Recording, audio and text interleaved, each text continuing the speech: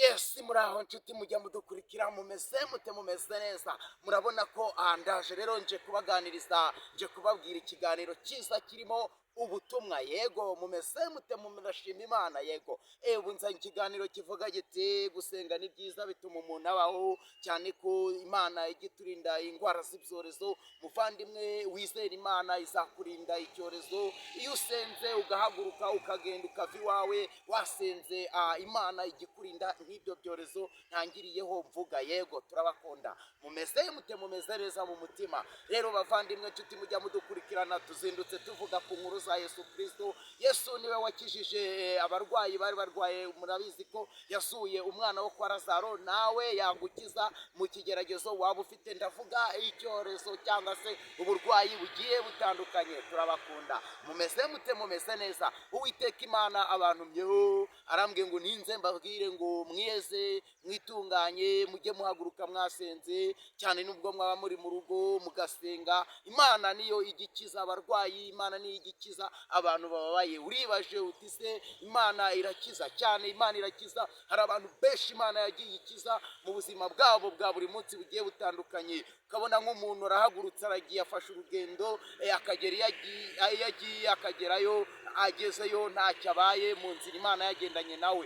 Nawe nujya uhaguruka uvuye iwawe mu rugo, ujya urasenga wiragiza Imana, Imana izajya ikurinda, Imana izajya igendana nawe mu rugendo, Imana izajya ibana nawe mu kazi kawe ka buri munsi bijyanye n'uko uyizeye. N'icyorezo Imana izakikurinda, cyane ko muri iyi si hari kugenda hatera ibyorezo bigiye bitandukanye, za malariya, za mabaga, za covid ndetse n'ibindi bigiye bitandukanye. Ubu hateye n'indi bita Ebola. Muri Imana izayikurinda, kuko iyo yizeye ukayisenga ukayereka umutima wawe, Imana iragukiza. Uribaje uti se kuki azanye ikiganiro aka kanya y'isaha? Murabona ko ndi ahantu heza h'ubusitani.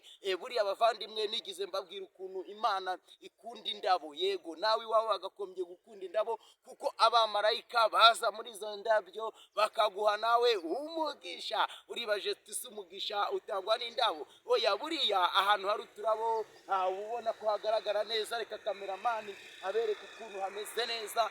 Njya mbabwira ngo uturabo ni twiza, tugaragara neza, amahumbezi, ndavuga impumuro. Yego turabakunda, mumeze mute, mumeze neza.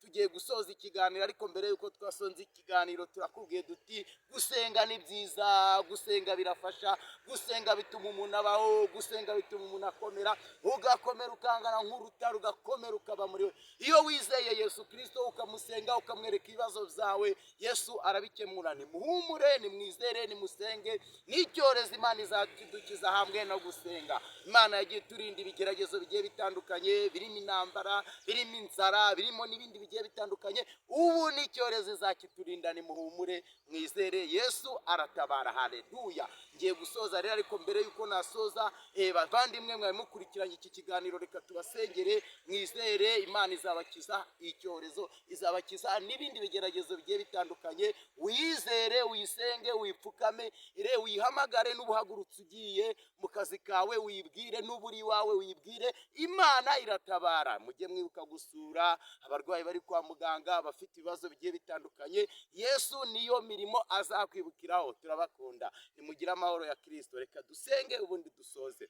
Uwiteka Mana nkuru, twe tuzanye ikiganiro kuri urubuga kivuga ngo kwizera birarema, kwizera bituma umuntu abaho. Ujye udushoboza, ari abakurikiye ikiganiro bashoboze, ari nanjye ukizanye ushoboze. Mana ujye utwambika imbaraga muri uru rugendo turimo, kuko mbigusabye mu izina rya Data twese n'Umwana n'Umwuka wera, ujye ubana natwe. Amen.